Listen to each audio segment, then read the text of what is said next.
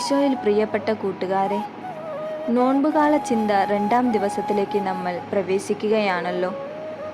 വിശുദ്ധ മത്തായി 5:41 ഇപ്രകാരം പറയുന്നു: 1 മൈൽ ദൂരം പോവുവാൻ നിന്നെ നിർബന്ധിക്കുന്നവനോടുകൂടെ 2 മൈൽ ദൂരം പോവുക.